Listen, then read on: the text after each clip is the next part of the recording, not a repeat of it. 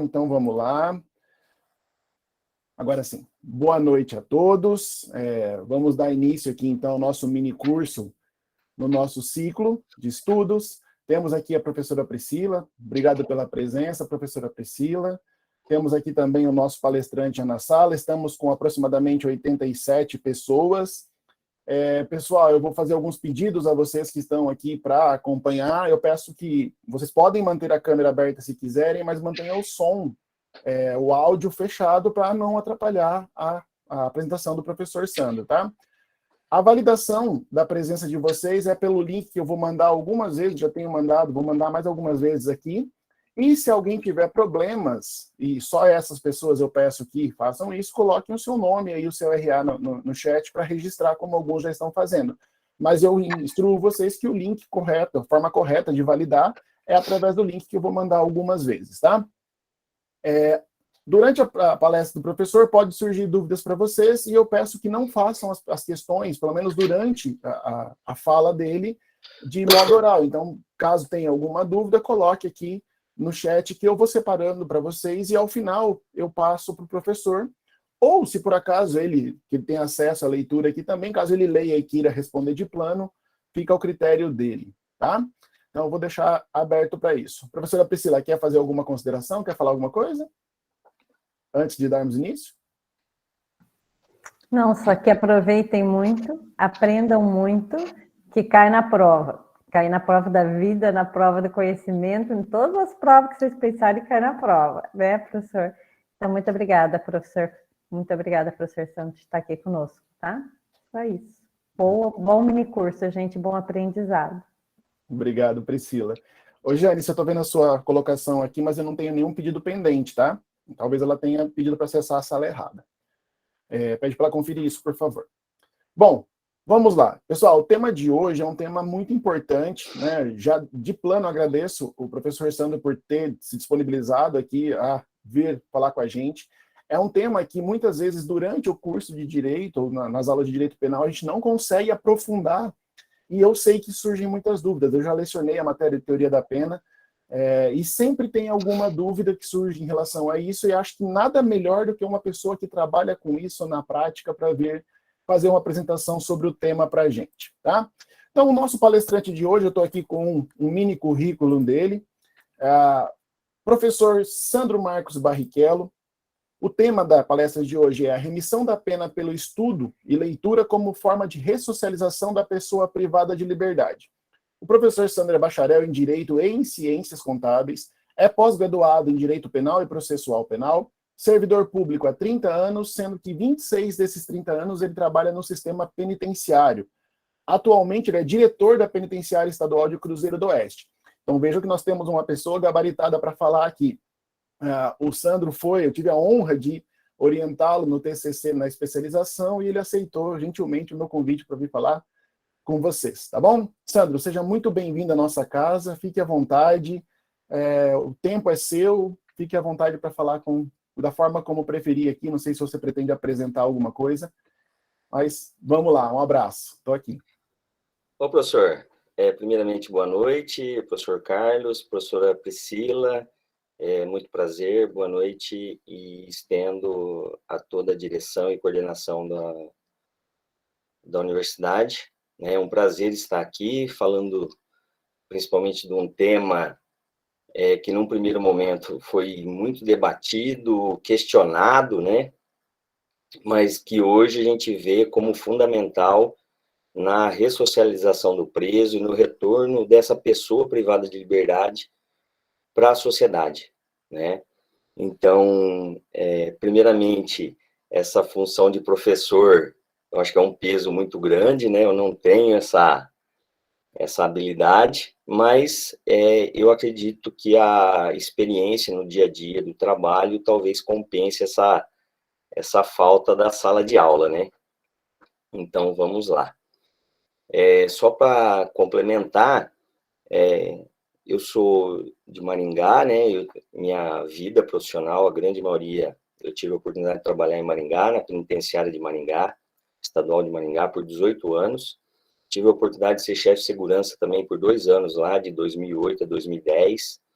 Depois eu tive a oportunidade também de ser chefe de segurança da Colônia Penal Industrial de Maringá, de 2014 a 2017, e daí de 2020 para cá eu estou à frente da direção da Penitenciária de Cruzeiro do Oeste, que hoje nós temos aproximadamente 1.300 presos, né?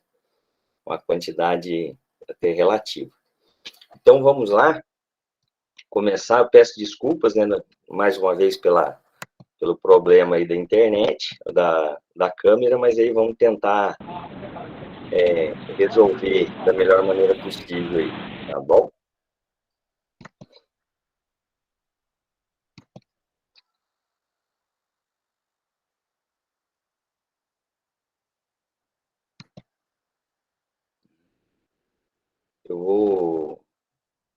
Deixa eu achar aqui, professor, PowerPoint aqui, vamos ver se a gente consegue.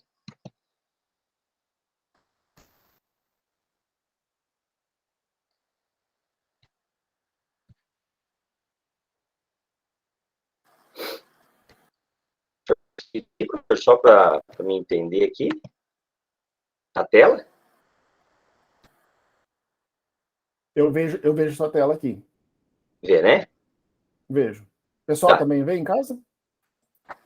Tô vendo também. Perfeito. Também tô vendo.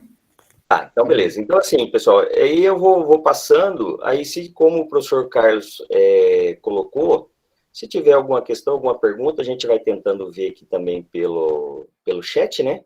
E a gente vai tentando esclarecer algumas dúvidas já durante a apresentação e no final também, o que tiver de dúvida, a gente tenta esclarecer. Tá joia?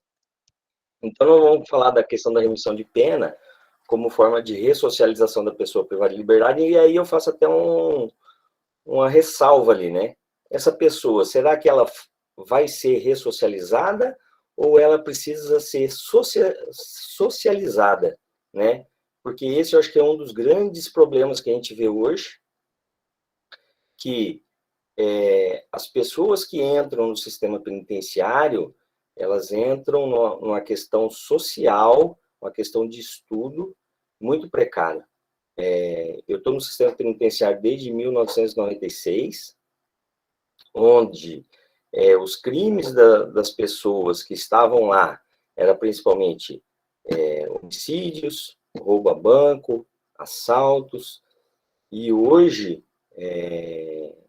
a gente vê que o perfil mudou. Eram pessoas mais velhas, 33, 35, 40 anos, e hoje a gente vê chegando no sistema penitenciário pessoas com 18 anos e 6 meses, 19 anos, que não tiveram a oportunidade de estudar ou não quiseram estudar. É uma questão social que, na verdade, é difícil da gente chegar num consenso do qual é o problema ali, se é uma questão familiar, né? Mas que, infelizmente, cada dia mais cedo estão chegando no sistema penitenciário e, principalmente, pela questão do tráfico de drogas. Eu acho que esse é o grande mal que vem assolando aí a nossa sociedade. Então, são pessoas que muitas vezes são presas pelo tráfico, eles começam a traficar, né? Porque tem a questão do vício, precisa de dinheiro, não consegue, com isso, vão praticar pequenos furtos, e aí a coisa vai pegando. Então, é uma questão bem complicada, né? Muitas vezes, quando se fala em sistema penitenciário, há uma questão polêmica, né? Nós, enquanto servidores, nós entendemos que precisaríamos construir mais penitenciárias. Há os estudiosos que dizem que nós temos que construir mais escolas, e realmente nós temos que construir mais escolas e partir para o que está acontecendo com países da Europa, que muitas vezes estão fechando as penitenciárias, está virando hotéis de luxo, né, coisa do gênero. Mas vamos lá, então.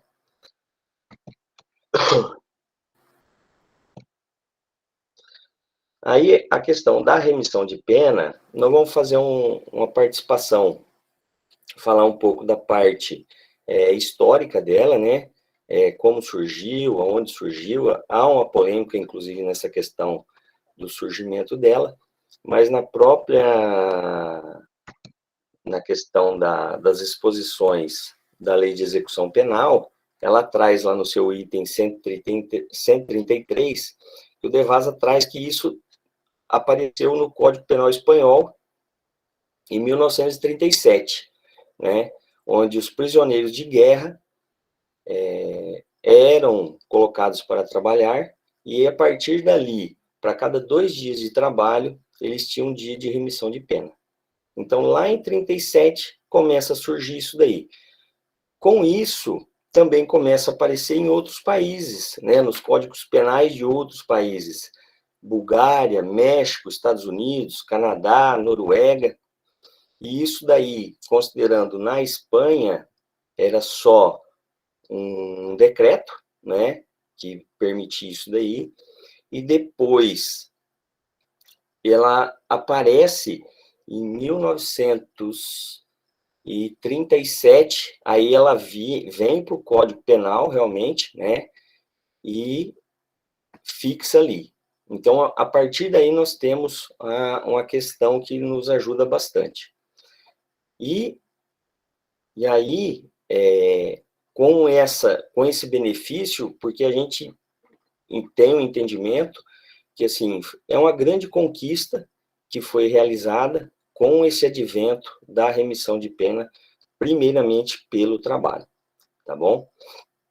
Então, surge na Espanha, pelos estudos que nós temos, e depois outros países da Europa começam a surgir. E aí vem a questão do Brasil. Quando surgiu aqui no Brasil? Pelas nossas pesquisas, a implantação pelo governo de Minas Gerais, em 1978. Olha só, isso surge lá em 37, e depois em 78 nós temos a oportunidade aqui com a Lei 7.226, onde para cada 2 dias de trabalho teria um dia de remissão de pena. Mas houve um problema, né, um imbróglio nisso daí, porque a Constituição Federal de 67 previa que as questões relacionadas à execução de pena era do governo federal, então teria que ser de uma lei federal, e que o Estado de Minas Gerais não poderia legislar sobre aquilo ali. Porém, isso foi implantado em 78 e foram levando, né, até 1984. Se eu não me falha a memória, eu acho que foi no mês 4 de 84 que ela é revogada. E logo depois surge a nossa Lei de Execução Penal, né, lá em 11 de julho. Então, quer dizer, nós ficamos aí, o Estado de Minas Gerais ficou 3 meses sem a questão da remissão de pena, foi só a questão de revogar, daí a pouco surgiu a Lei de Execução Penal. E aí, lá no artigo 126, ele traz essa oportunidade, né, da remissão pelo trabalho para o preso que estava cumprindo pena no regime fechado e no regime semiaberto. Esses 2 regimes poderiam ter o benefício da remissão de pena. O restante, nesse momento, não foi beneficiado, né? Então, o que se entendia que a remissão de pena era braçal. Para quem que era essa remissão? Para pessoas que trabalhavam em faxina, cozinha, né, serviço pesado, aquele serviço que ninguém queria fazer, de repente meter a mão dentro do esgoto. Era esse o serviço que era destinado a essas pessoas. Mas foi um grande avanço, né? Porque até então nós não tínhamos isso. E aí começam a surgir a questão se a lei poderia ser, como eu posso dizer assim, a interpretação dela extensiva ou taxativa, né? Que aí começam os questionamentos. Alguns estudiosos acham que poderia ser extensiva, outros não, e aí começam as demandas, né, daí do judiciário. Mas antes da gente ir para esse ponto, nós temos que observar uma questão bem importante, que é até a questão de da escrita, né? Como se escreve a questão da remissão quando a gente pensa em remissão de pena. De acordo com Aurélio Buarque de Holanda, né, professor, tem alguns aí que não vou saber nem quem que é de repente, né? Os mais antigos, que eram acostumados, que não tinha época do Google, tinha que ir lá na biblioteca municipal e tal, e procurar o dicionário para ir atrás, né? Mas ele traz lá que a questão do termo de remissão, com a C cedilha, é de resgate de remir. E a remissão com 2 S seria de perdão, de clemência, né? Então, há essa diferença na questão da grafia de remissão com C cedilha e de remissão com 2 S. Eu até vou lembrar alguns professores, né, que quando falava da remissão, de diferenciar um ou outro na hora da escrita, de pensar que os 2 S seria como se fosse a pessoa ajoelhada pedindo perdão para Deus, né? Que seria da questão do perdão, da clemência, do perdão divino, né? Seria mais ou menos indo por esse caminho.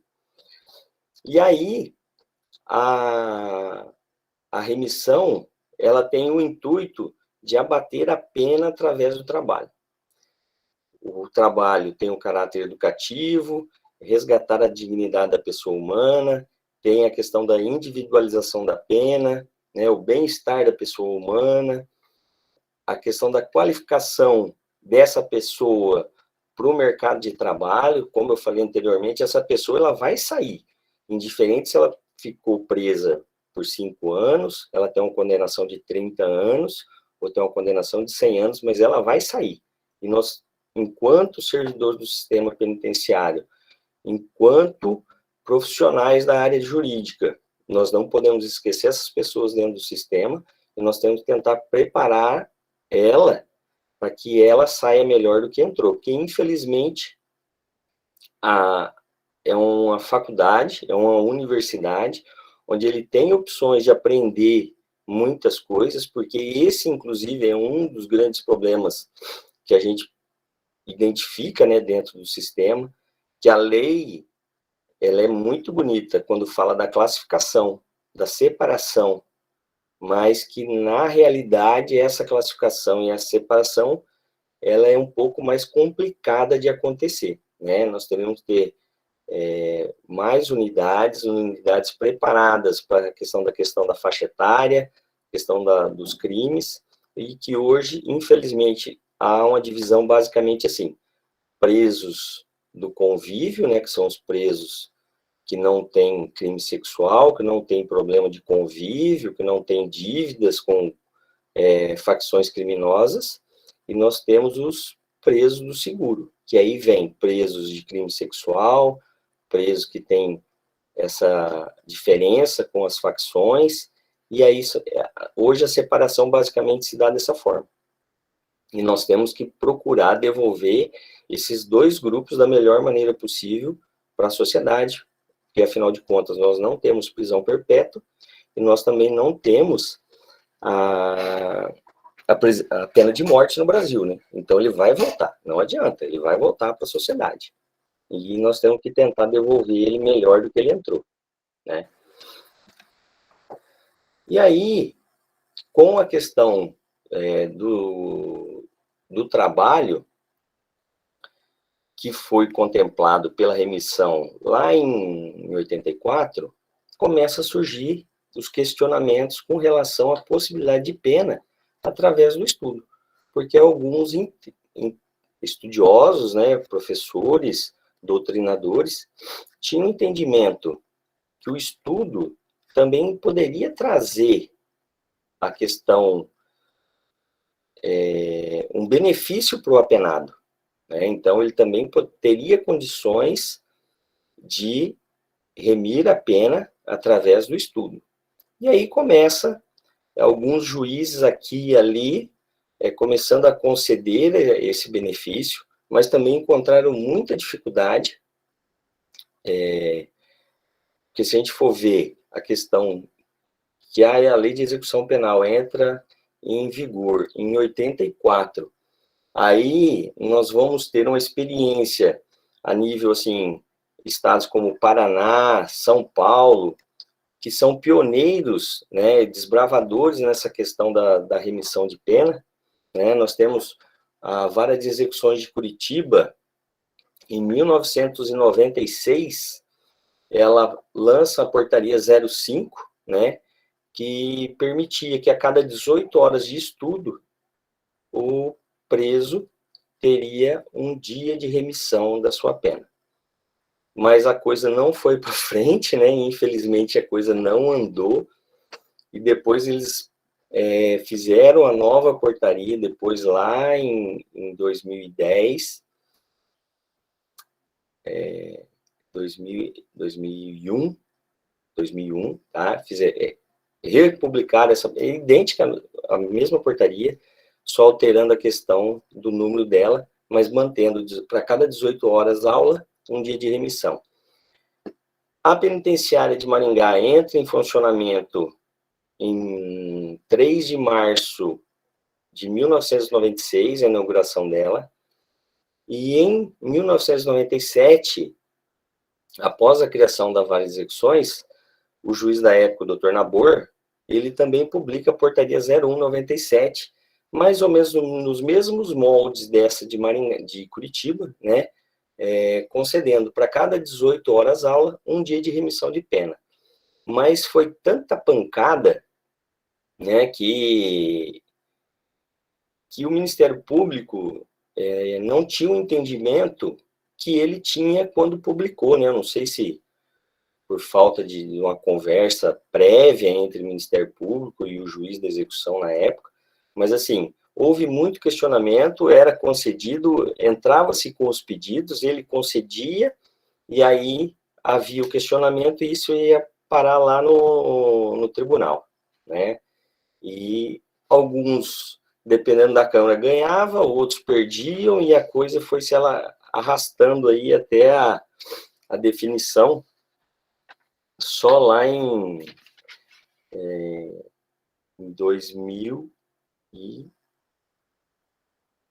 2007, né, que daí vem a súmula 341 do STJ.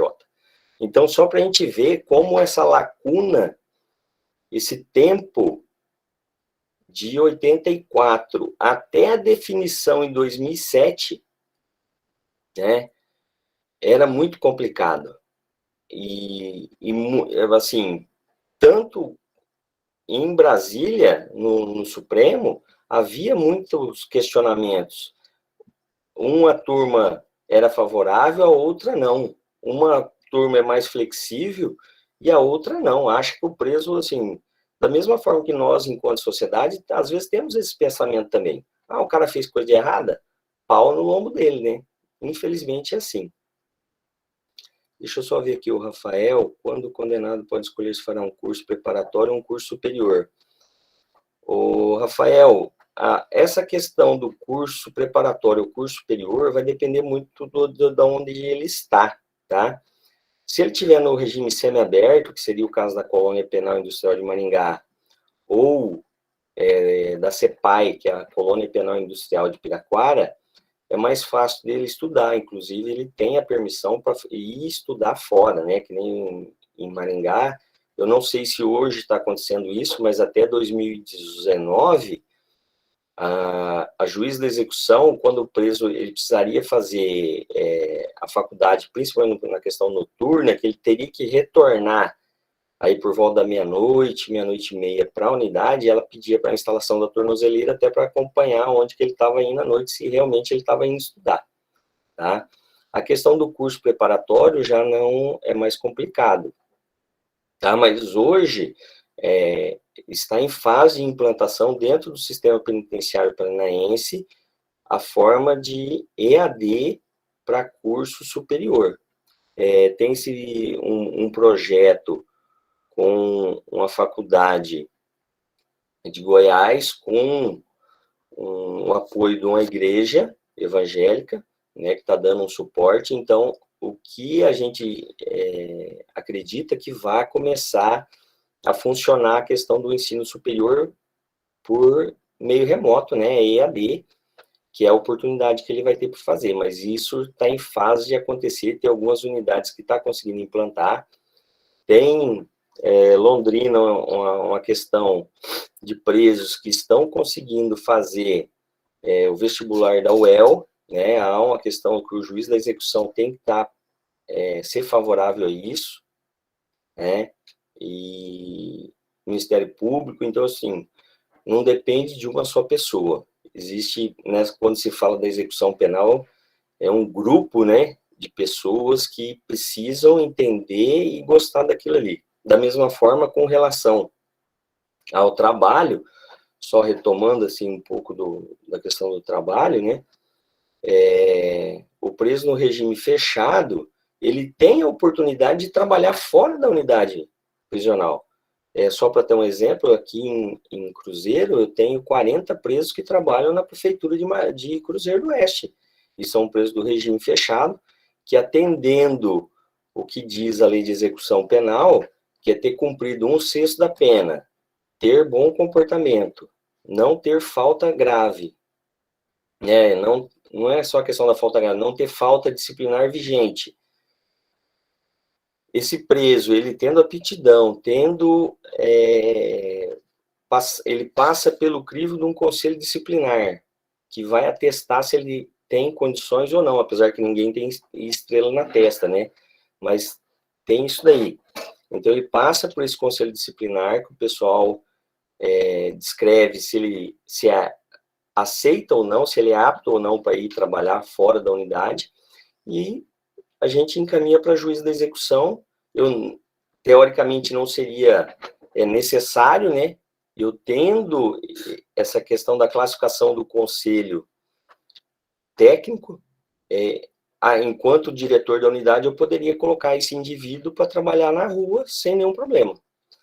Uma questão de trabalhar em conjunto com o judiciário, a gente submete essa lista com toda essa documentação para o juiz da execução. Aqui em Cruzeiro do Oeste é uma juíza, a doutora Roseli, que a gente uma pessoa até tranquila da gente trabalhar, né?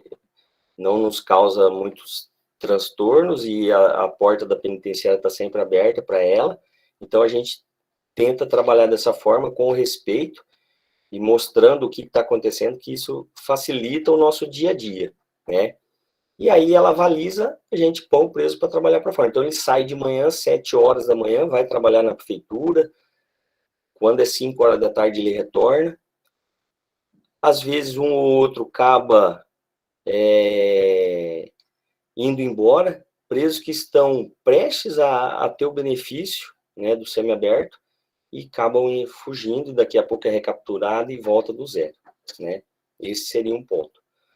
E aí vamos com relação ao estudo, né, que é o tema do nosso trabalho.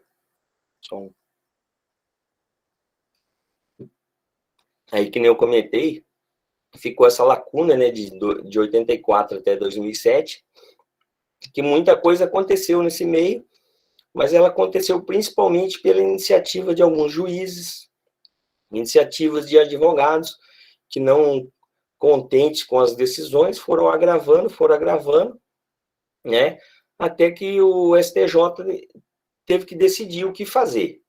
E aí, lá, a terceira turma do STJ diz que o trabalho não é só braçal, ele também é intelectual, e a partir desse momento reconhece a questão da remissão de pena pelo estudo também. E aí vem para pacificar a questão, para cada 12 horas de frequência escolar, ele vai ter um dia de remissão da sua pena. A observação que você tem aí é que essas 12 horas de frequência escolar, ela tem que estar no intervalo, no mínimo, de 3 dias de estudo. Então, assim, não tem como ele fazer isso um dia só, eu vou estudar 2 dias, fazer 6 horas em 2 dias, não tem. Ele tem que fazer, no mínimo, 3 dias de 4 horas, 4 dias de 3 horas, não tem problema. Tem que ser acima de 3 dias para ter o benefício dessa questão, dessa carga horária, né?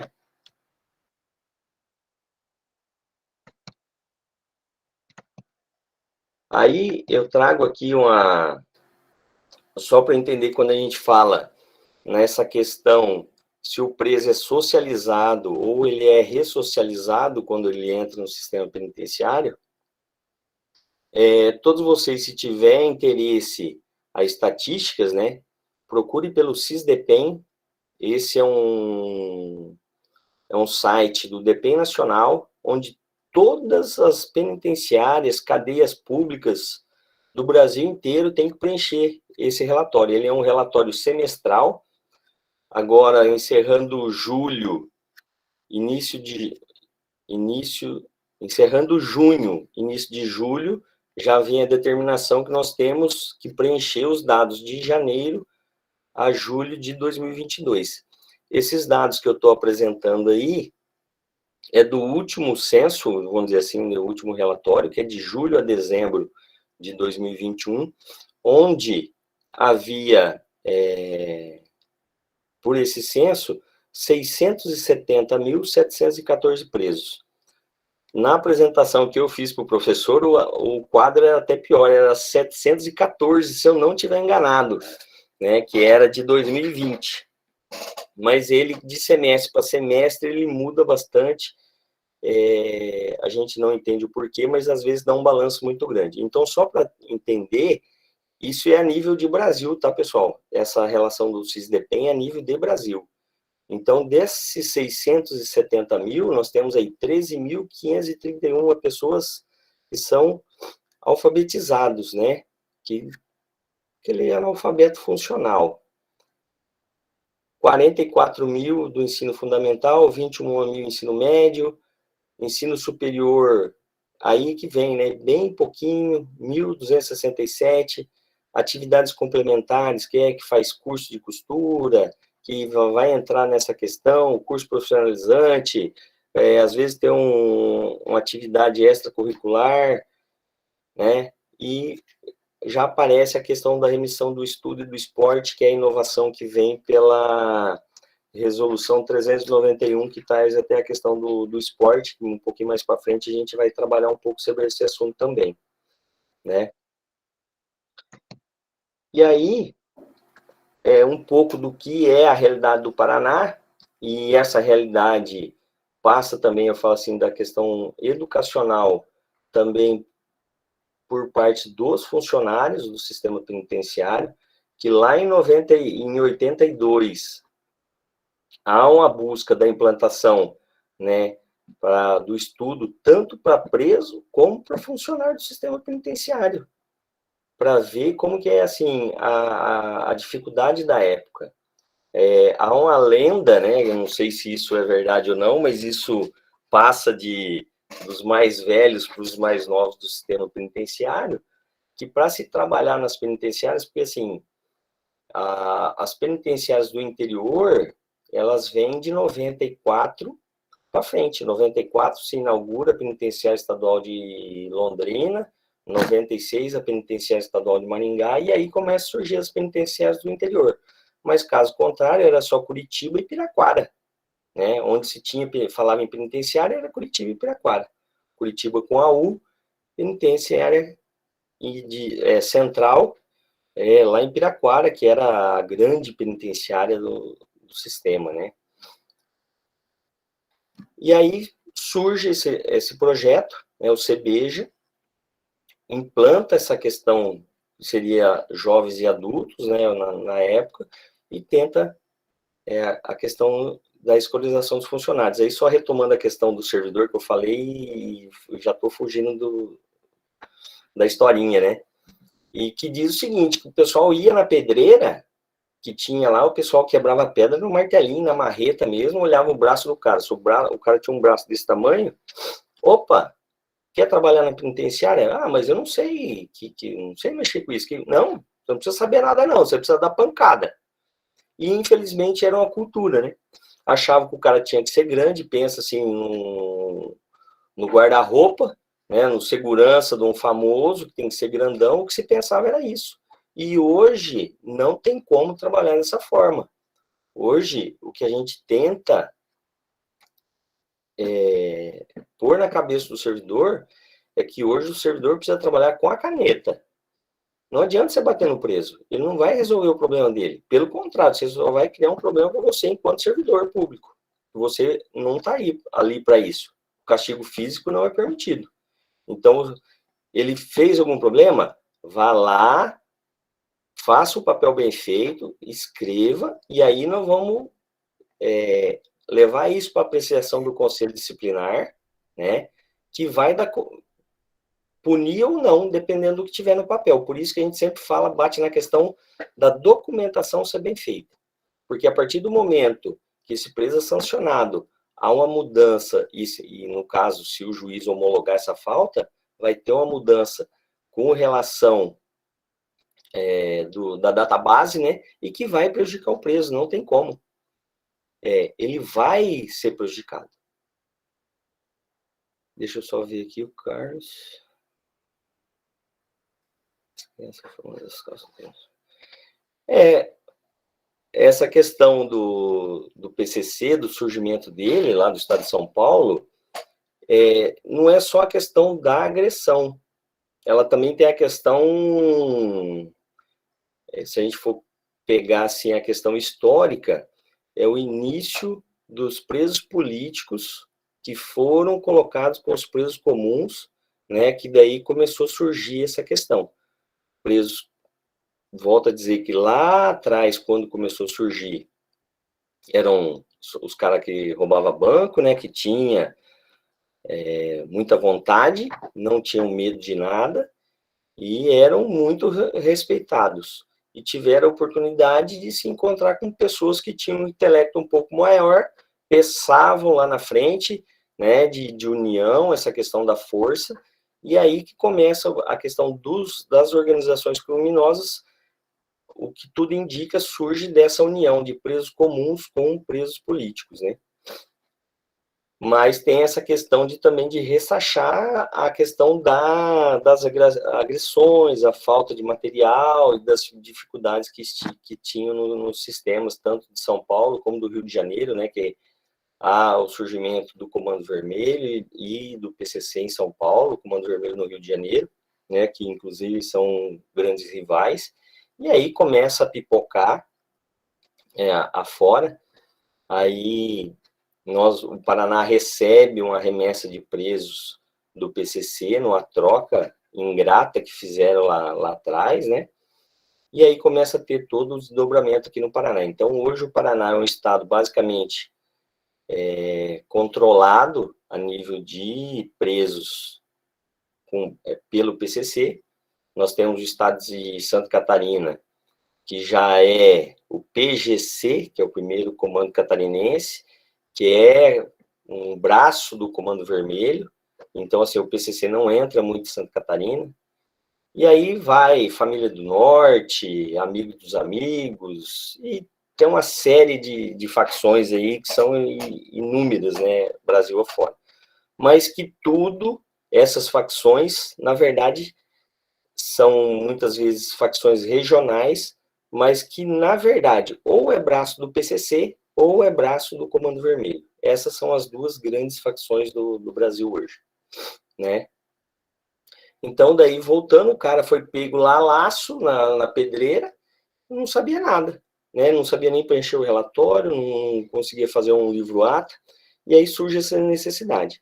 E aí, hoje, há um convênio da Secretaria de Educação com o Departamento da Polícia Penal, né, que antes nós éramos Departamento Penitenciário, e com o advento da Polícia Penal, a gente também houve uma mudança de nomenclatura, nós passamos a ser o Departamento da Polícia Penal, onde o CEBEJA, né, que busca esse atendimento de jovens e adultos, ele atende hoje todas as unidades do estado do Paraná.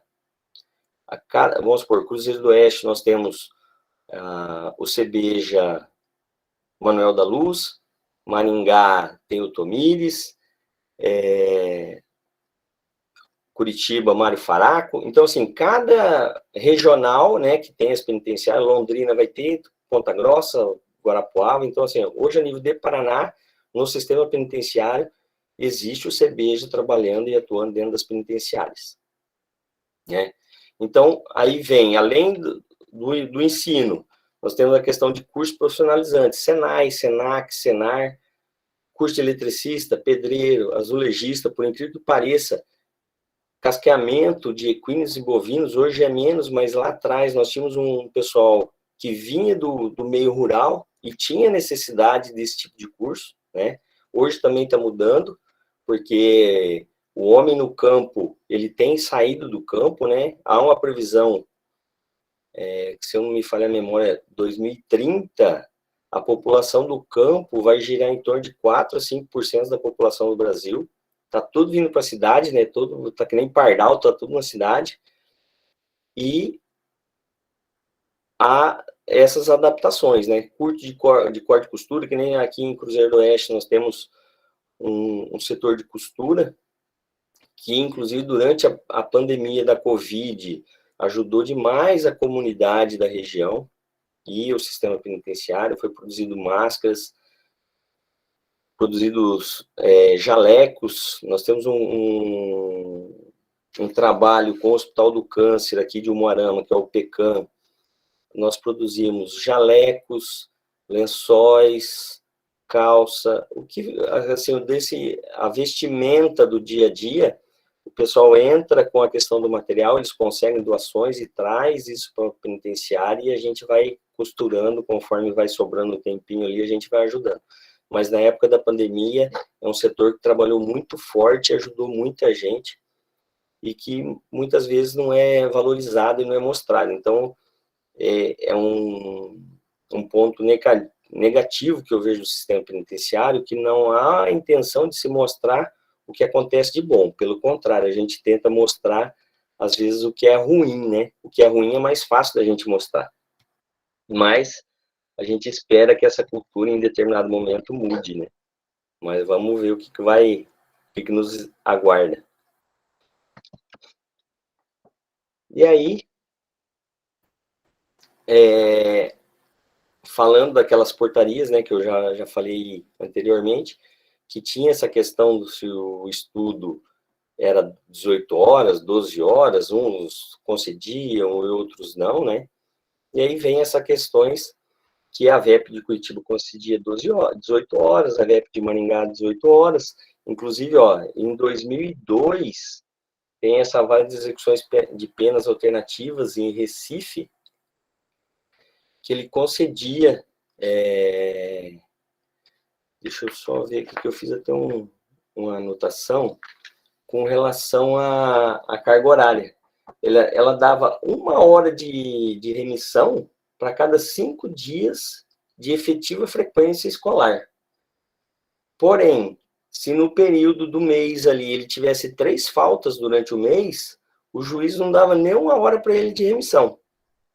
Então, assim, eram coisas que os juízes iam inovando e, diante disso, a gente chegou na Lei 12.433, né, que veio para resolver esses problemas todos aí.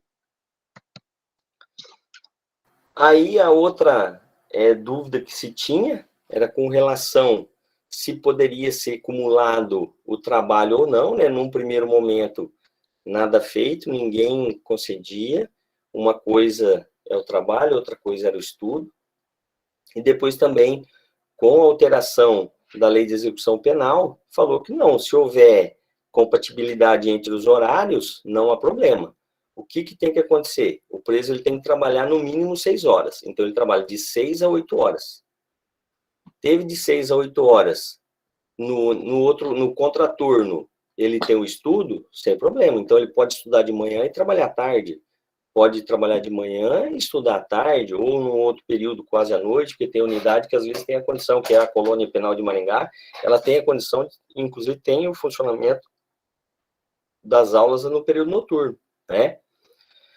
Inclusive tem a benesse, se o preso ele tem um acidente de trabalho, ele continua, mesmo não participando do trabalho, não participando das aulas, ele tem a benesse do benefício, né? Ele vai continuar remindo pena por aquilo ali.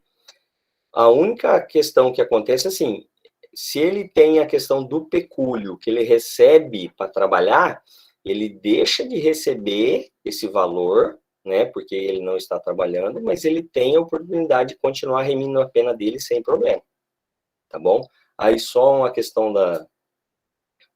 de curiosidade, no estado do Paraná, o estado ele paga um pecúlio, que é para aquele preso que faz esse trabalho de faxina, lavanderia, trabalha na cozinha, né, distribui alimentação para os outros presos, trabalha na biblioteca, trabalha no setor de costura, é um valor de R$ 70 mensais.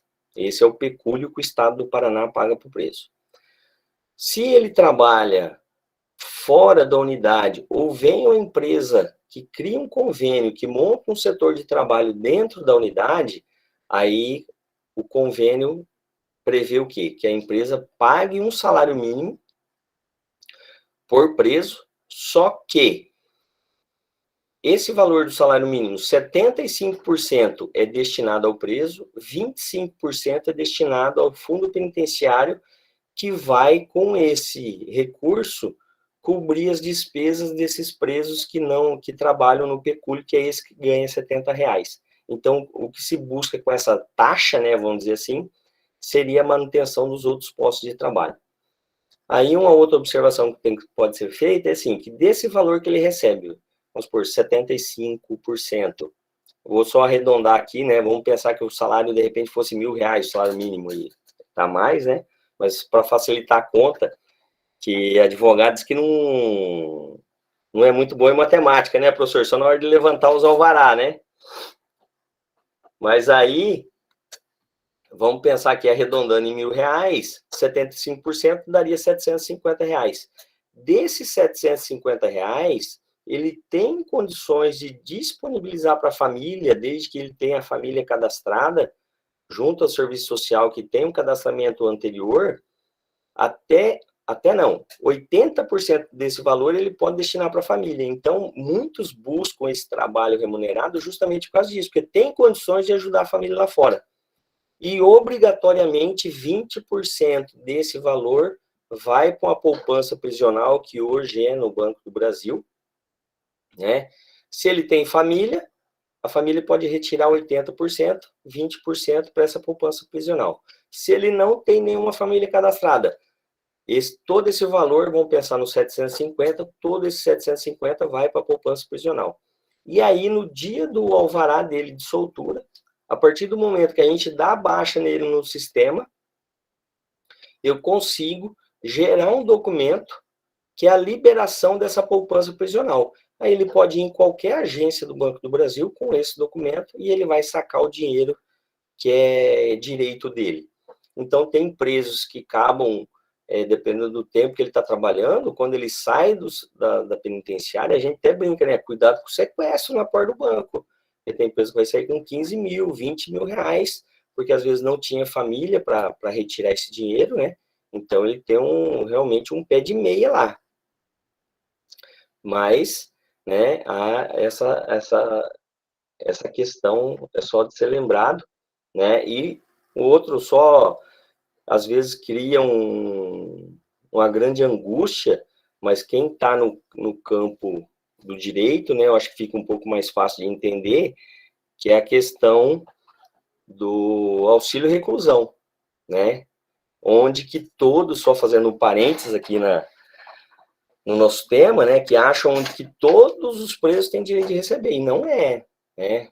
Tem direito de receber aquele que estava devidamente registrado, ele tinha carteira de trabalho, ele tinha um trabalho antes de ser preso, e que se busca que com esse valor é a manutenção da família lá fora, né, que normalmente tem filhos menores e tal, então o que se busca é isso. Então há uma propagação da questão do auxílio reclusão, dando a impressão que, vamos supor, pensando a nível de PECO, né, a Penitenciária de Cruzeiro do Oeste, que 1.300 presos recebem, a família recebe auxílio reclusão, e na verdade não é. É um número muito pequeno, porque tem as exigências lá do INSS, então não é uma coisa tão fácil, né? Deixa eu ver se tem alguma coisa, tá tranquilo? E aí a gente vem a questão, quando a gente abre a questão do estudo, né? começa a surgir as inovações. Então, assim, a gente sempre quer mais, né? Sempre quer mais.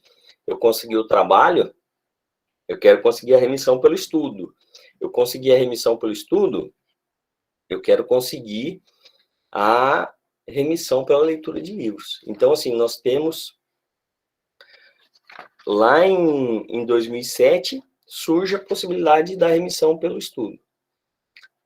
Em 2013, surge a possibilidade pela remissão de livros, pela leitura de livros, né? Muitos, inclusive, apelidam de resenha, né? Tem que fazer a resenha.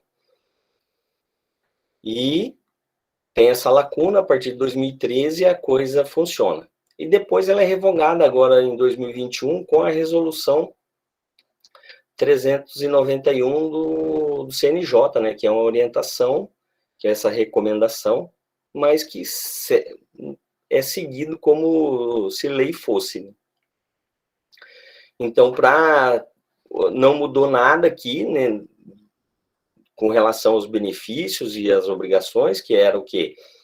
Que o preso ele precisaria ter um livro, de 21 a 30 dias, ele teria que fazer a produção de uma resenha, né, que seria um resumo desse livro, e ao final, né, ele poderia fazer até 3 versões, e essa última versão, ela é encaminhada para uma pedagoga da penitenciária, que faz a avaliação e vê se existe uma coerência têxtil naquilo ali. E aí ela avaliza e é informado o judiciário que o preso faz jus a essa remissão, né? Então, a cada 30 dias, ele tem a possibilidade de ler um livro e fazer esse resumo. Sendo aceito, vai dar 4 dias de remissão para ele. Então, se a gente for pensar, o preso hoje, em questão de remissão, ele pode ter a chance de remir pelo trabalho, ele pode ter a chance de acumular ainda o estudo e tem a chance de acumular também a leitura de livros. Então, ele tem 3 oportunidades de remir pena, tudo ao mesmo tempo, né? Então, assim, só pela remissão ele tem a possibilidade de remir 48 dias. E aí veio uma novidade que é com relação à resolução 391, que ela traz alguns procedimentos um pouco diferentes. Há ainda algumas situações que estão sendo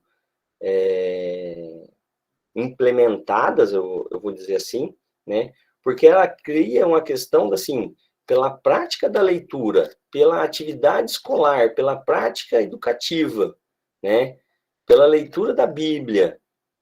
E, para isso, teria que ser criado... Teria não, né? Tem que ser criada uma comissão de avaliação. Só que essa comissão está sob a competência do juiz da execução penal. Ele que precisa criar essa comissão, e essa comissão vai avaliar, que é um grande questionamento, assim, ele leu a Bíblia, tá, mas quem que vai dizer se o resumo que ele fez, aquela resenha que ele fez, é coerente, tá de acordo com o texto, né, com o entendimento de quem lê bastante. Então, assim, algumas comarcas, isso ainda não está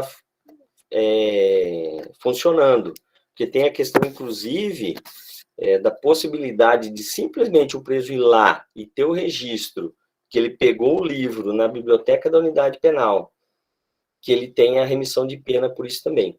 Só que essa questão dessa aplicação, ela ainda está um pouco tímida, porque há uma preocupação, principalmente nós, enquanto brasileiros, né? Infelizmente, nós temos... Isso é meio que pejorativo, né? Quando falo do brasileiro, só pensa em levar vantagem, né? E que já aconteceu de atestados, declarações falsas serem apresentadas para o judiciário e depois ser concedida a remissão, depois virar todo um imbróglio. Tanto é que hoje, no sistema penitenciário paranaense, para implantação de remissão pelo trabalho. Antes, o advogado solicitava, tinha a possibilidade, a unidade encaminhava para o judiciário, mas tinha a possibilidade do advogado também pegar esse atestado e ele fazer a juntada nos autos. Hoje não. Vamos supor, o professor Carlos, se ele fizer a solicitação de um atestado de trabalho, a unidade vai emitir essa documentação e a própria unidade vai fazer a juntada direto lá nos autos, para poder dar uma garantia que aquilo ali, né, vamos dizer assim, ele é oficial. Então, essa é o que está acontecendo hoje. E aí nós temos a questão da remissão de pena pelo estudo, e aí tem a questão das inovações, né? São projetos que correm a nível de Câmara dos Deputados, Senado, né, que vem o Romário, isso é lá de 2000... Eu não coloquei a data, né? Deveria ter colocado a data, mas são assim, são de anos anteriores aí, que dizia assim, pelo desporto. Hoje, esse projeto de lei, ele não entrou ele não está vigente, mas com essa resolução 391, é possível a remissão de pena pelo desporto. E aí vem os questionamentos, né? Se o preso sai para tomar o banho de sol, se ele joga o futebol dele lá na quadra, se isso seria considerado desporto, né? Quem que está avaliando isso? Quem que vai certificar que ele estava ali e que ele faz jus? Então, com relação à resolução 391 do CNJ, esse é um questionamento que vira e mexe, ele vem à tona por causa dessa situação. Há um outro, do Josué Bengston, que ele fala da doação voluntária de sangue. E aí há um questionamento assim, se eu hoje, Sandro Barrichello, vou lá no Hemocentro para doar sangue, e eu comentar que eu saí da penitenciária há 30 dias, há 60 dias, é bem provável que eu vou ser rejeitado. Porque há uma questão, né, de eu ter sido contaminado, e há uma preocupação de se evitar de fazer alguns testes e saber que aquele sangue pode vir a ser contaminado e eu perder todo o trabalho. Então, essa questão do preso doar sangue, né, seria uma maravilha, porque assim, se não tivesse alguns impedimentos, o banco de sangue não ia faltar mais sangue.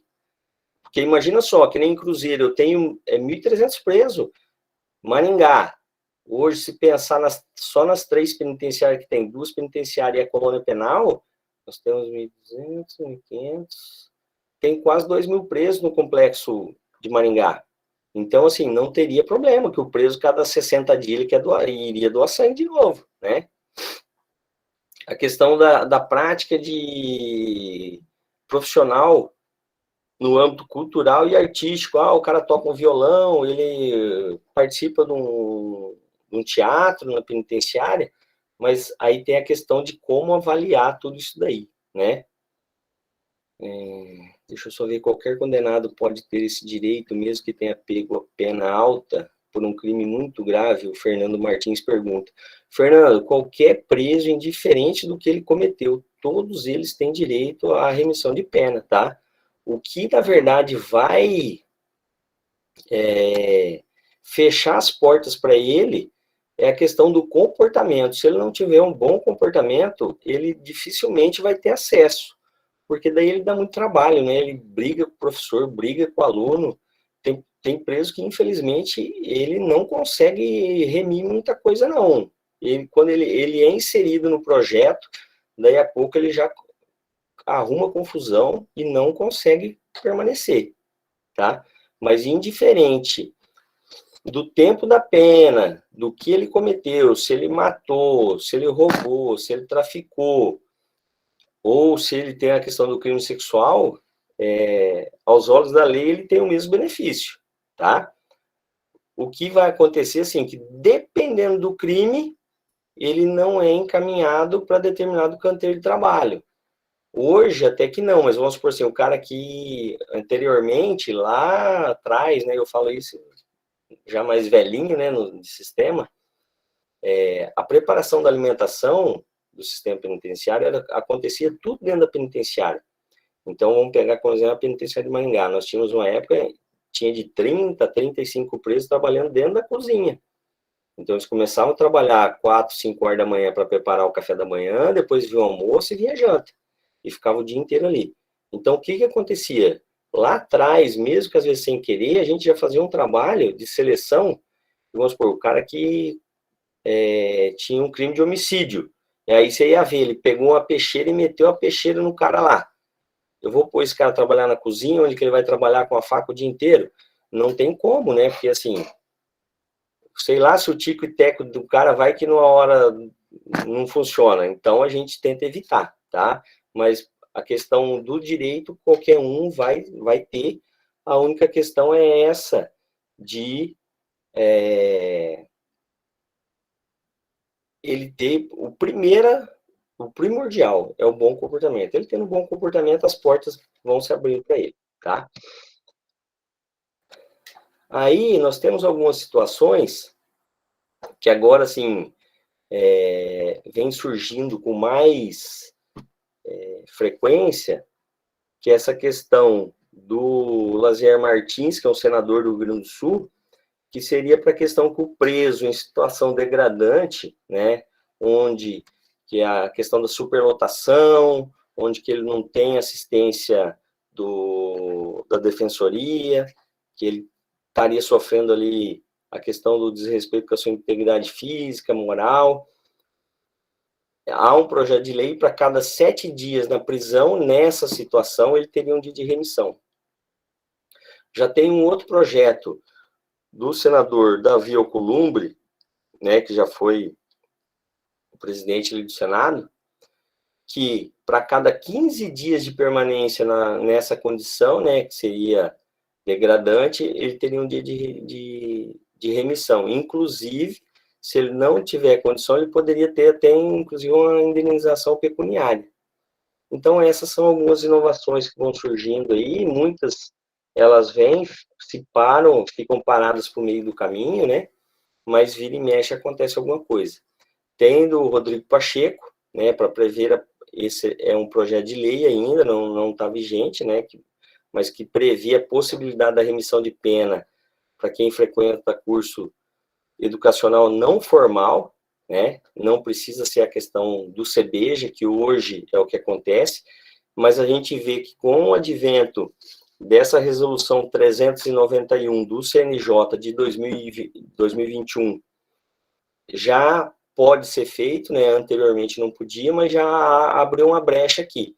Então, a gente acredita que em algum momento isso vai entrar dentro da lei de execução penal, né? Nós temos aqui, e aí sempre nós temos aquela que é um pouco mais flexível, aquele outro que é mais bruto, né, vamos dizer assim, que é o Cajuru, que inclusive é um senador bem polêmico.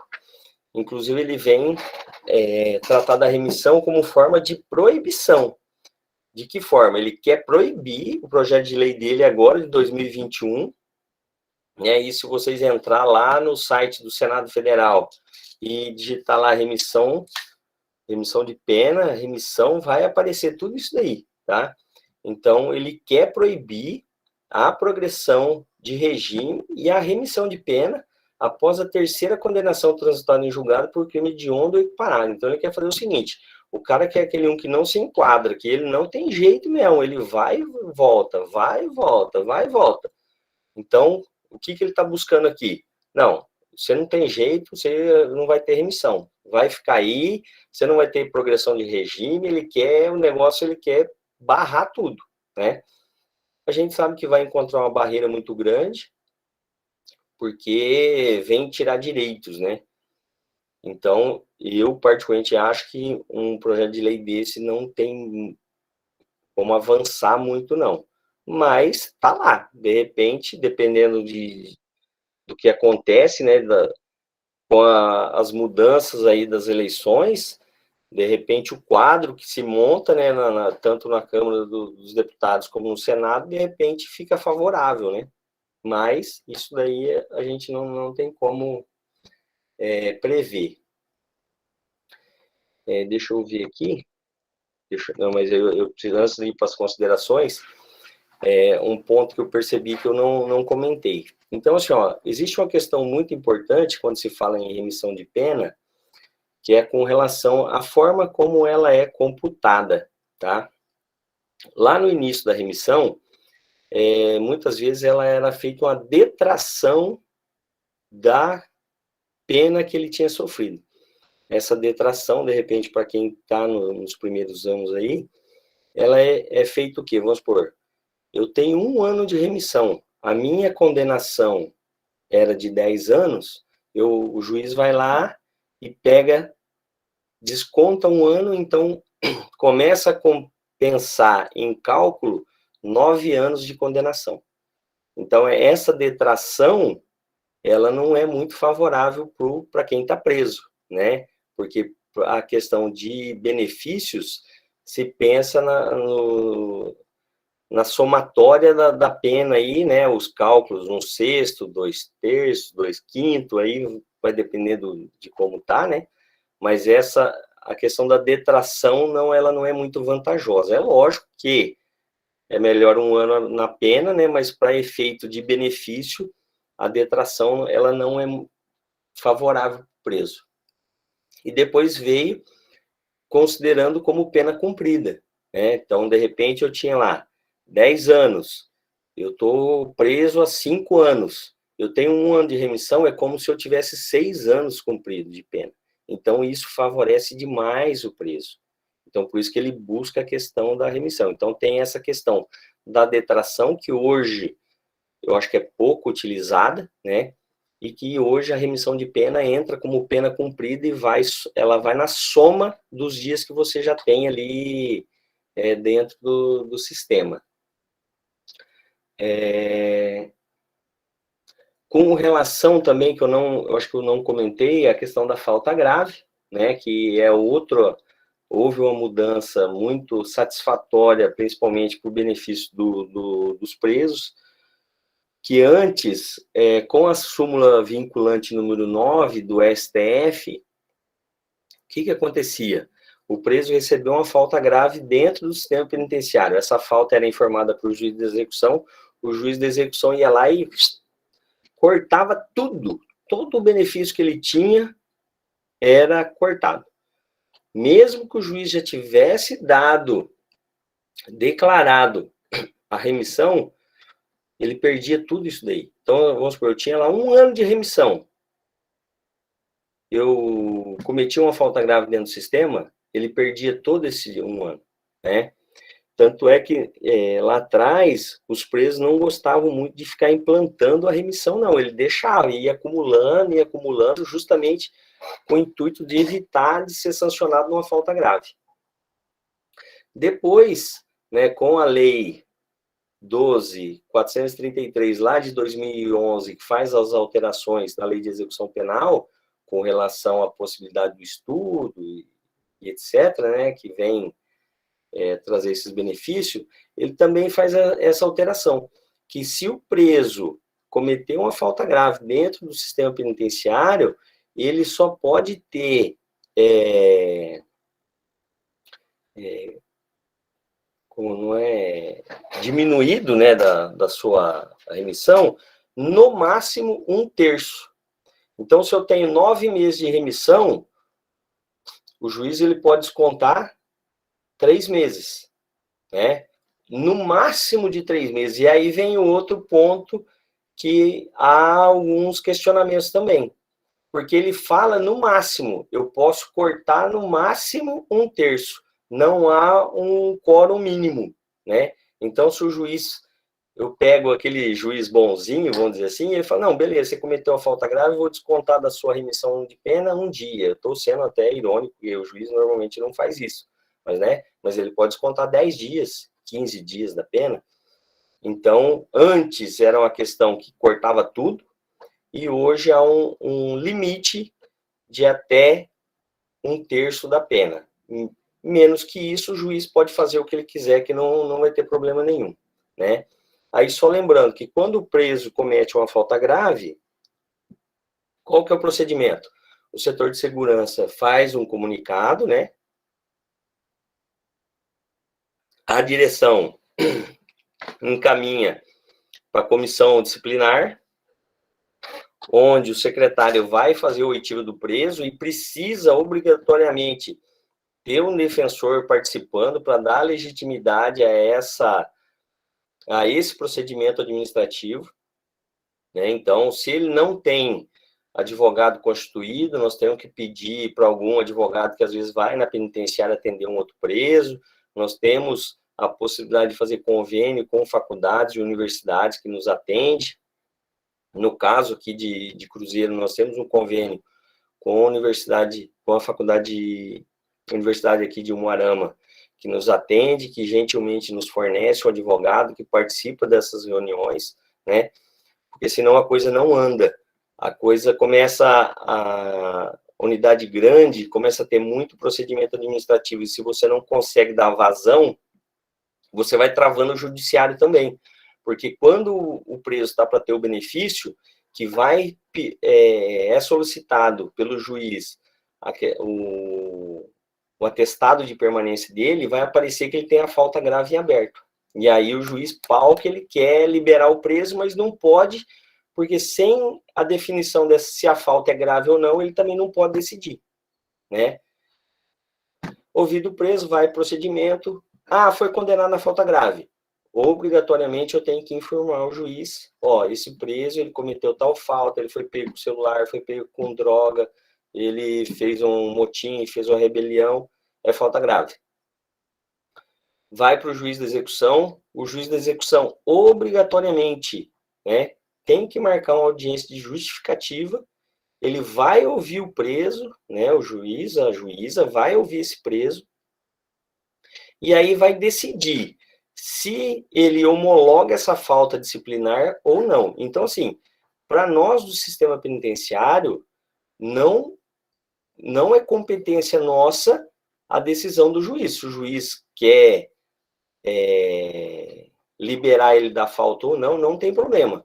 Porém, a questão da falta administrativa aplicada dentro da penitenciária, vamos supor que lá ele é sancionado a 30 dias de isolamento disciplinar. Mesmo que o juiz venha a liberar ele dessa falta, não homologar a falta, ele vai ficar isolado, porque a questão administrativa é uma, essa parte do judiciário é outra.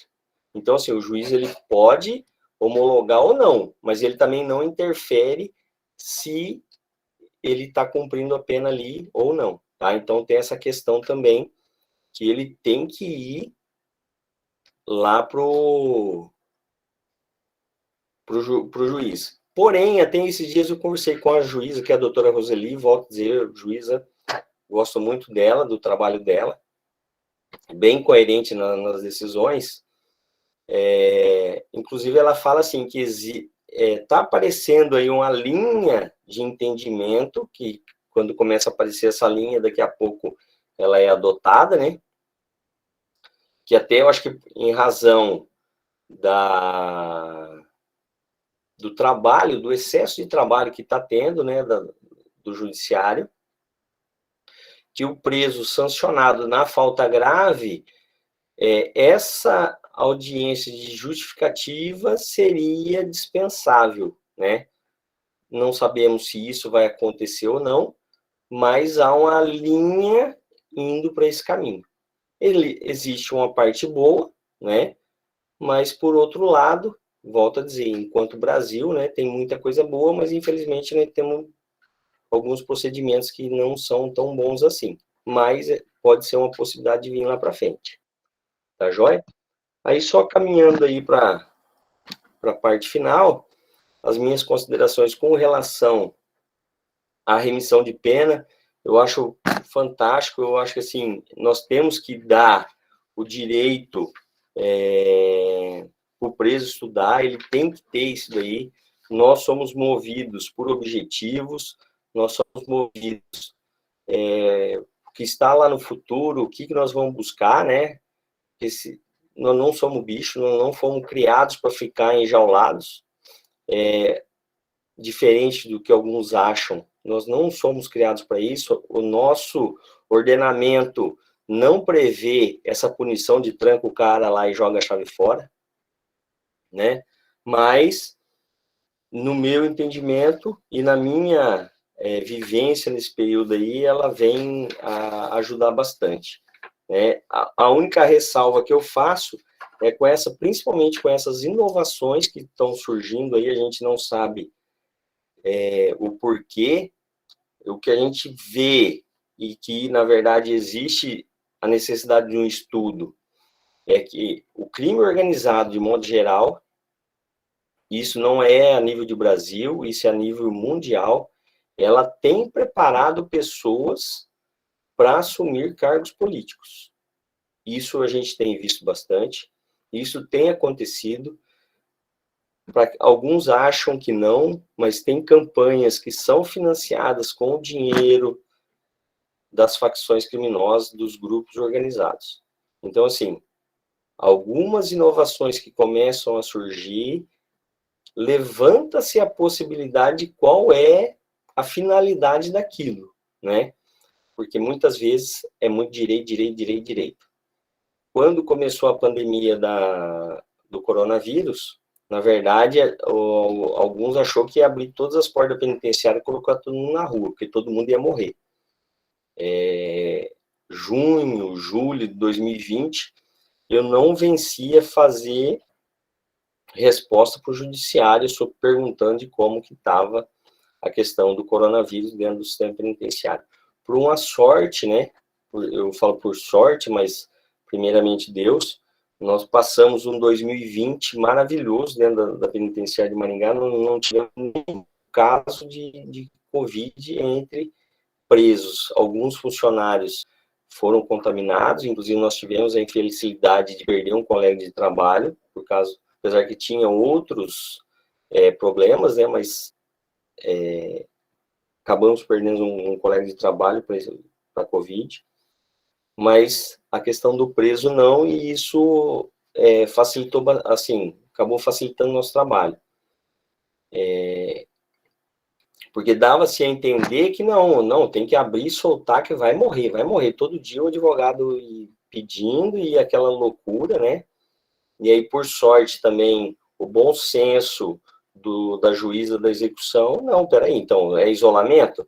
Que é lugar melhor para estar isolado que dentro da penitenciária, né? Tanto é que o início desse ano a gente teve um surto com essa terceira onda que veio, aí não teve jeito, acabou pegando mesmo.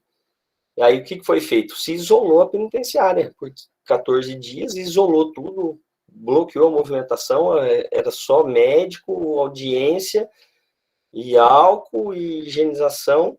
Em 14 dias o surto baixou, não tivemos mais nenhum caso. Então, assim, há algumas situações que têm que ser vistas, né? Eu acho que o preso ele tem os direitos, nós temos que dar essa condição, que aí é lá da minha fala inicial.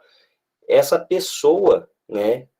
Essa pessoa privada de liberdade, porque inclusive até esse adjetivo ele tem mudado bastante, né? Era preso, apenado, recluso, reeducando, e hoje a palavra da moda é a pessoa privada de liberdade, o PPL. Ela vai voltar para a sociedade, não adianta, ela vai voltar. Ou melhor, ou pior do que ela entrou no sistema, mas ela vai voltar. Então, o que a gente tem que buscar é tentar fazer fazer ele voltar um pouco melhor. É dar condição dele estudar, dar condição de ele se aperfeiçoar. Se ele não tinha profissão, buscar uma profissão. O cara entra na penitenciária, ou ele é pintor, ou ele é auxiliar de pedreiro, né? Normalmente é isso. Mas nós temos serralheiros. Aqui eu estou numa região onde um dos polos é principalmente da questão da costura, né? Então, nesse setor de costura, eu tenho um profissional que era da área. O cara é técnico em manutenção de máquina de costura. O cara era profissional em corte, que trabalha com aquela máquina lá que se bobear perde o dedo. e tem o profissional. E hoje nós estamos tentando resgatar essas profissões, o cara quer ser ralheiro, né? E usar essas profissões dentro do sistema. Então, a minha consideração seria isso. Eu acho que é muito importante a questão, apoio muito, né, essa questão, porque, assim, inclusive tem a ministra, a Carmen Silva, que fala assim, o preso como trabalhador identifica-se com a sociedade. O homem livre trabalha, o homem preso também.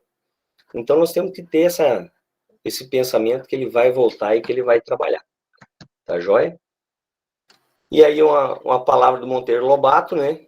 Que um país se constrói com homens e livros.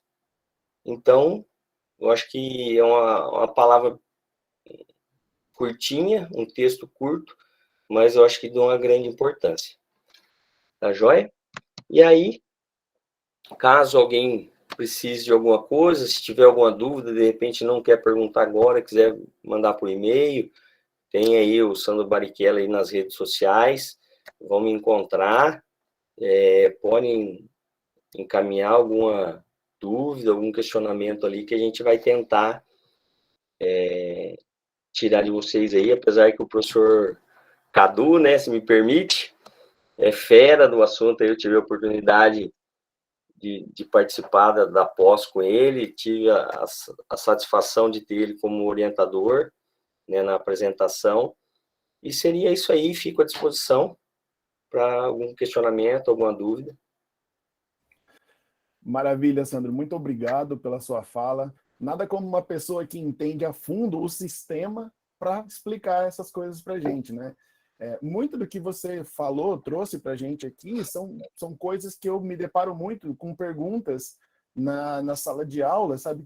Que um aluno vem e me traz uma informação e aí eu falo, olha, gente, tem muita coisa que é de prática, mesmo que não está na lei, só na lei, né? E você trouxe essa informação para a gente. Então, muito obrigado por trazer isso. Os alunos gostaram muito, aqui estão elogiando aqui no nosso chat aqui. Estou acompanhando.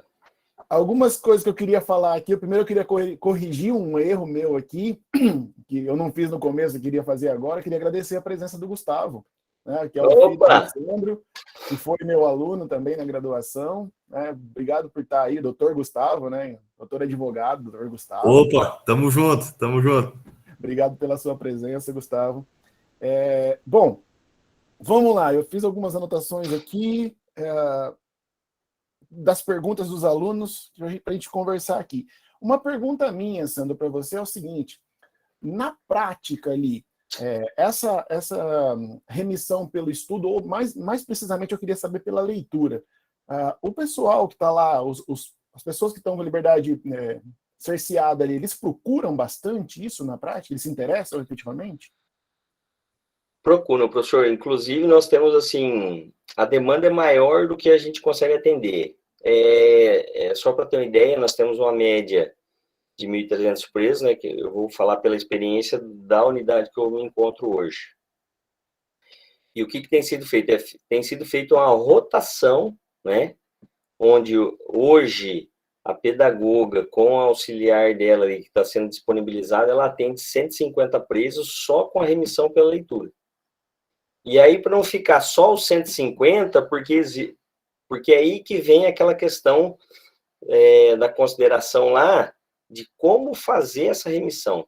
Essa orientação que vem do CNJ, ela fica um negócio muito amplo, né? Pela regulamentação que se tinha anteriormente, qual é? O preso, ele vem, pega o livro dele, ele vai ter a oportunidade de ler esse livro, e depois ele teria até 3 oportunidades para fazer a resenha, e aí uma pedagoga, uma professora da língua portuguesa vai fazer a avaliação e ela que vai dizer se ele está apto ou não, né? E aí, então, o que eu precisaria? Eu precisaria de mais professores, de mais pedagogos, somente para atuar nessa área da remissão pela leitura. Então, hoje, a unidade atende 150, o próximo mês eu mudo de bloco, atende mais 150, porque a penitenciária ela tem 3 blocos de convivência. Aí no outro mês, vai para outro bloco, aí volta aqui de novo. É ruim para o preso? É ruim, mas é uma forma de atender a todos, né? E não beneficiar só um grupo. Outra coisa muito boa, obrigado pela resposta. Essa foi uma pergunta minha mesmo, né? Outra coisa que eu achei muito interessante foi que você trouxe para o pessoal aqui que não é uma coisa que é feita de qualquer jeito, né? Tem toda uma regra, um sistema por trás para ver isso. Porque tem muita gente que pensa assim, leitura é só pegar um livro e ler. Não é, tem todo um contexto, tem a resenha, tem a avaliação, tem tudo isso que você passou para a gente aqui, né?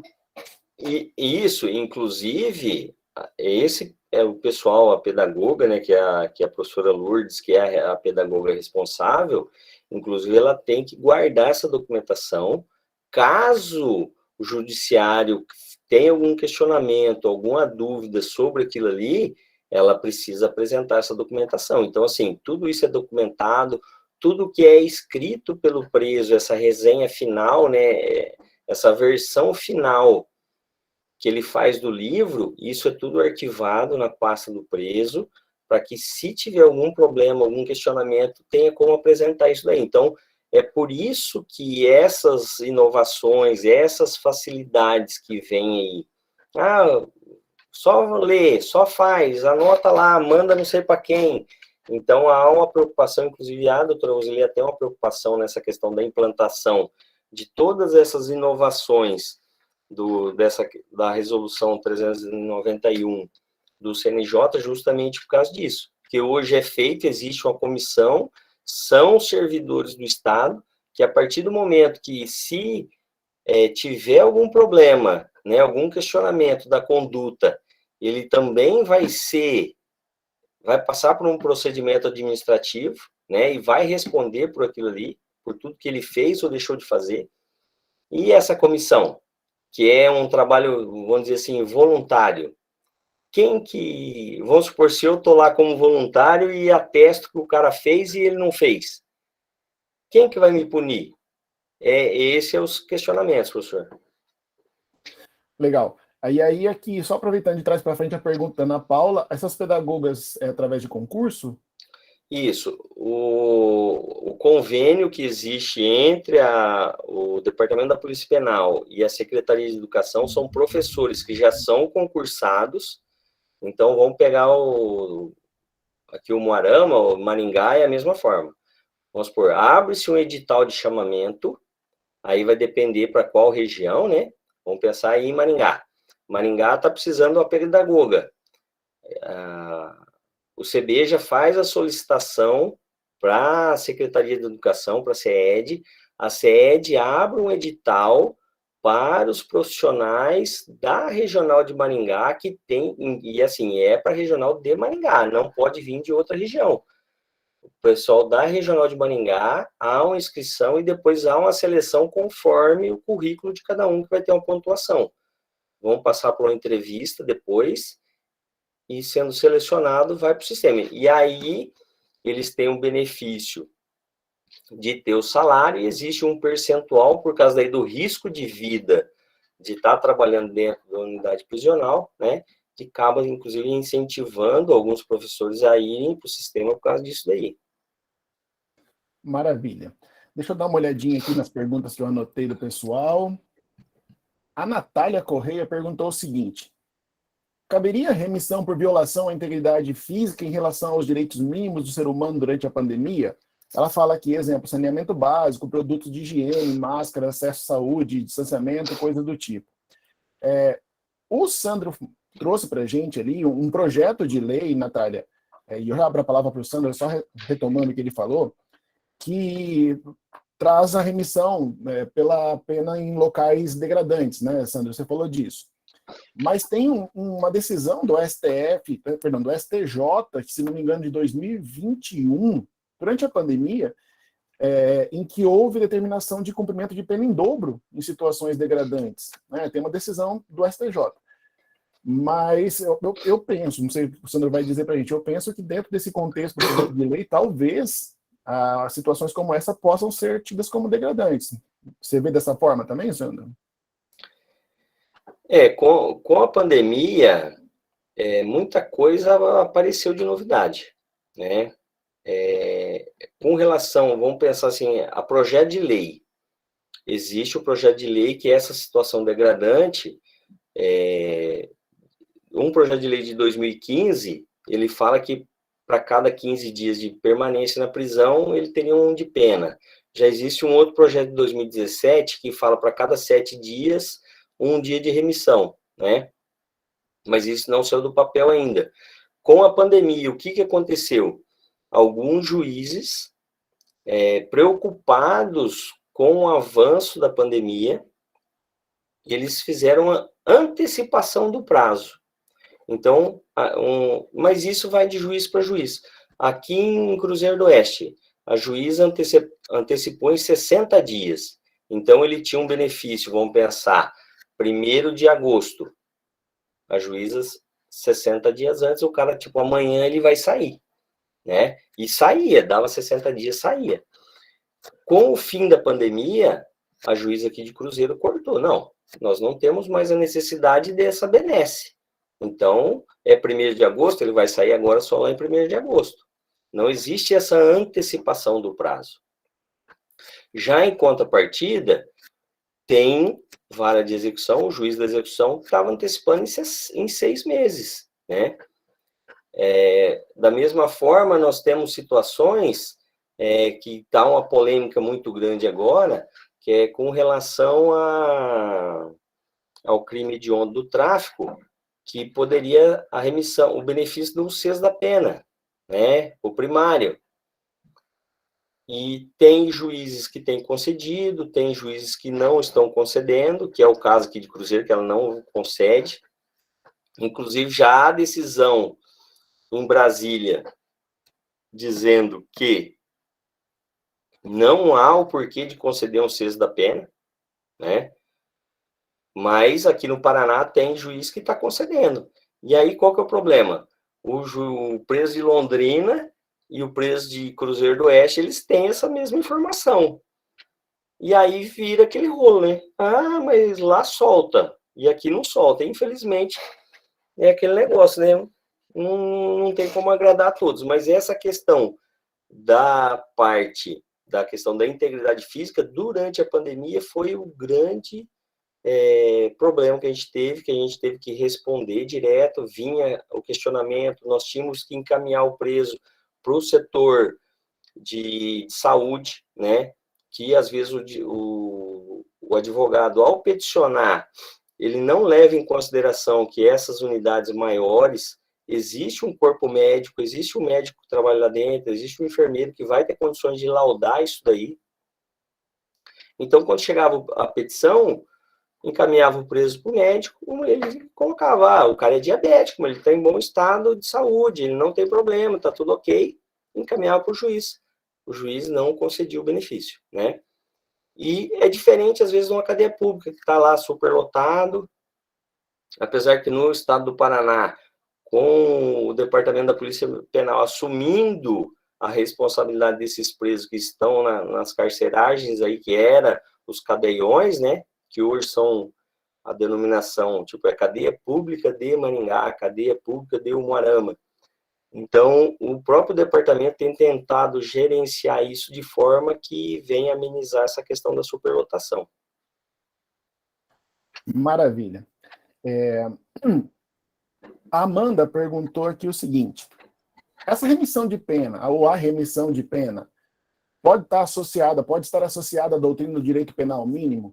Amanda, eu penso o seguinte, já a gente abre para o Sandro. O direito penal mínimo tem aquela ideia, a teoria do direito penal mínimo, ou a doutrina do direito penal mínimo, tem a ideia de que o direito penal intervém ao mínimo possível e que só tenha prisão, efetivamente encarceramento, para os crimes extremamente graves. Penso eu que a remissão, ela vem, talvez um braço do direito penal mínimo, mas não como foco principal. Me parece que o direito penal, a doutrina do direito penal mínimo vem realmente com o objetivo de não encarcerar, né, de não encarcerar pela prática do crime, e não necessariamente de tirar do encarceramento mais cedo. Não sei, penso dessa forma. Professor Sandro, algo a colocar? Não, eu sou dessa opinião também. Eu acho que assim, quando a gente pensa em audiência de custódia, eu penso no direito penal mínimo aí, Que porque é o não dali intercerar, né? isso justamente é evitar que ele entre dentro do sistema. Outras medidas, como, por exemplo, a justiça penal negociada, que vem crescendo muito com transação penal, suspensão, condicional do processo, acordo de não persecução penal, tudo isso está intimamente vinculado ao direito penal mínimo, né? Para buscar o mínimo possível, né? Beleza, deixa eu ver se tem mais alguma questão aqui. Nosso tempo já passou bastante, preciso liberar o professor Sandro. Existe algum... Essa pergunta eu achei interessante. Existe do Eckler, desculpa se eu falei seu nome errado. Existe algum estudo para saber o índice de reincidência para os que estudaram dentro do sistema? No momento, eu não tenho como te dizer. Eu sei que, assim, existem pesquisas, existem pessoas que buscam, que estão buscando esse tipo de informação, só que mesmo assim, nós tínhamos um problema até 2020, que ele funcionava assim. O preso, enquanto sistema penitenciário, ele era gerido por um sistema que se chamava SPR. Enquanto ele estava na Polícia Civil, que tinha o poder da custódia do preso, existia um sistema que era o SIG. Esse SIG e o SPR, eles não se comunicavam. Então, o cara saía, entrava, muitas vezes ele entrava lá na delegacia, saía e nós não tínhamos essa informação. Hoje, com esse sistema, que é o SIGEP, que é o Sistema de Informações Penitenciárias, existe a possibilidade de acompanhar esse preso. Só que esse projeto, ele, vamos dizer assim, ele está engatinhando ainda. Ele está tendo evoluções, os gestores têm feito sugestões para tentar melhorar esse sistema, né? Entre eles vem essa questão da reincidência, mas no momento, falar que oficialmente eu tenho como dizer o percentual, eu não tenho. O que a gente percebe é assim, se eu qualifico ele, se eu dou condições dele trabalhar, é bem provável que ele não vai delinquir novamente. Não é a certeza, né? Como diria minha avó, ninguém tem estrela na testa, né? Para dizer se vai ser bom ou não vai. Inclusive, o Gustavo deve estar dando risada disso daí, professor, que ele fica... Essas tiradinhas de pessoa mais velhinha, ele se mata de rir, sabe? Mas, assim, é uma dificuldade dessa questão dos índices, porque às vezes, inclusive, assim, ele comete o crime aqui, sai, depois ele vai delinquir no estado de São Paulo, Mato Grosso do Sul, no Paraguai, e essa, infelizmente, não é agrupado, até mesmo pelo fato de que, de acordo com a nossa legislação hoje, ele pode ter 27 RGs no país, né? O que vai facilitar esse tipo de coisa é a partir do momento que, se a gente conseguir a questão do RG único, que daí vai favorecer, porque não tem como. Hoje, o alvará de soltura, ele está vinculado ao RG, né? O cara é lá do estado de São Paulo, é preso aqui no Paraná, imediatamente vai ser produzido um número de RG para ele. O cara é lá de Rondônia, é preso aqui no Paraná, ele vai ter um RG, e vice-versa. Então, tanto é que no momento do alvará, se tiver algum probleminha, que nem esses dias me deu um problema na hora de cumprir um alvará, que era assim, o RG, em alguns casos, eles não aparecem com o dígito verificador. E esse abençoado dia, eu acho que na hora de lançar, o responsável pela produção lá no cartório colocou um zero a mais. E aí não conseguia cancelar aquele alvará, não conseguia resolver, eu sei que deu um pano para manga. Tivemos que pôr o pessoal da área de informática do Tribunal de Justiça para poder conseguir resolver esse imbróglio aí, porque nós não conseguia soltar o preso. Essa questão do RG aí eu enfrento de vez em quando eu preciso pedir os antecedentes de alguém. de outro estado, que eu tenho que ficar pedindo para oficiar Instituto de Identificação do outro estado, ou algum documento, enfim, é difícil mesmo. Bom, acho que o Sandro precisa descansar, né, pessoal? O nosso curso aqui já rendeu bastante. Acho que ficou uma pergunta para trás aqui, mas eu transfiro para ele depois. Eu conheço o aluno aqui, eu peço para ele responder e transfiro a resposta para ele. Mas eu queria agradecer muito mesmo a presença do Sandro aqui hoje, que se dispôs a falar conosco desse tema tão importante. É um tema que gera muita dúvida, gera muita discussão, gera muita fake news em torno desses tipos de assunto, né? É uma complicação. E queria parabenizar você, Sandro. Eu acho que já fiz isso na nossa banca de TCC anteriormente. Queria te parabenizar pelo excelente profissional que você é, pelo caráter humano que você impõe aí, na forma como você fala. A gente vê que você traz essa humanidade necessária para dentro do sistema penitenciário, porque, né, antigamente, como você mesmo ressaltou aqui, as coisas eram no braço, né? E hoje não é mais assim que funciona, graças a Deus, ou está diminuindo significativamente isso, porque nós temos pessoas ali dentro, e pessoas que vão voltar aqui para fora, né? Então, acaba sendo um reflexo da forma como ele é tratado lá dentro e volta para cá. A gente, né, vai ter que conviver com isso, não tem jeito. Tá? Muito obrigado, Sandro. Se quiser fazer alguma consideração aí. Muito obrigado a presença de todos os alunos. Deixa eu só ver se o Sandro quer falar alguma coisa. Eu só gostaria de pontuar, professor, nessa questão, assim, há uma evolução do crime, né?